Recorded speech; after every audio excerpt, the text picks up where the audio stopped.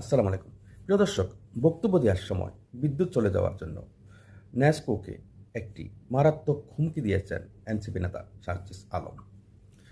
হুমকিটি এরকম যে তাদের কলিজা ছিঁড়ে ফেলার কথা তিনি বলছেন।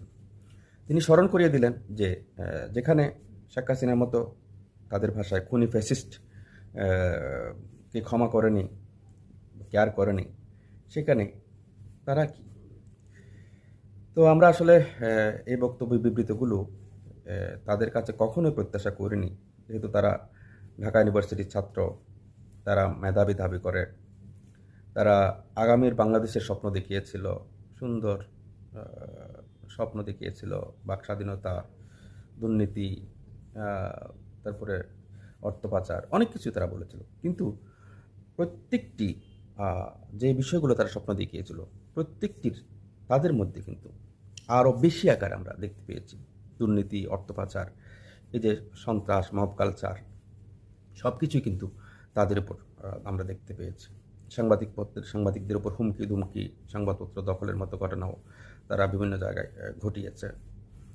সবচেয়ে বড় কথা, তাদের যে বডি ল্যাঙ্গুয়েজ, তাদের যে আচরণ, চালচলন, এটি কিন্তু একেবারে শুরু থেকেই ভয়ানকভাবে জাতির সামনে উপস্থাপিত হয়েছে।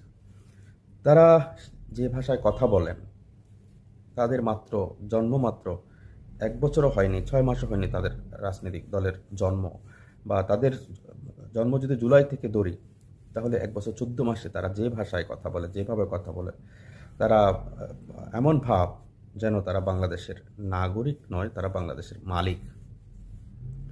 এই মালিকের মতো তাদের এই আচরণ কোনো রাজনৈতিক দল, আওয়ামী লীগ, বিএনপি, জাতীয় পার্টি, জামাত, কোনো রাজনৈতিক দল কিন্তু সেভাবে তাদের মতো করে কখনো কথা বলেনি। তো আসলে বাংলাদেশের যে প্রত্যাশা ছিল, সেটা বাংলাদেশের মানুষ তাদের কাছ থেকে পায়নি। তাদের এই আচরণ মব কালচারকে উস্কে দিয়েছে। তাদের এই আচরণ দেশকে নিরাপত্তাহীনতা করেছে। তাদের এই আচরণ প্রশাসন ভেঙে গেছে। তাদের এই আচরণ সেনাবাহিনী আজকে ২-৩ ভাগে বিভক্ত হয়ে গেছে। কিন্তু এইখানে তাদের সব কিছুতে তাদের এই অবদান রয়েছে। তাহলে তারা দেশের কি ভালো করছেন?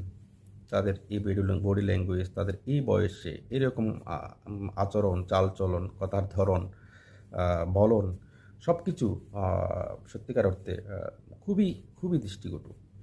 যাই হোক, সময় তো আসলে পরিবর্তন হয়, তখন কি হয় সেটা জানি না। হয়তো এক সময় তাদের এই আচরণের জন্য, এই কথা বলার জন্য এই অনুতপ্ত হতে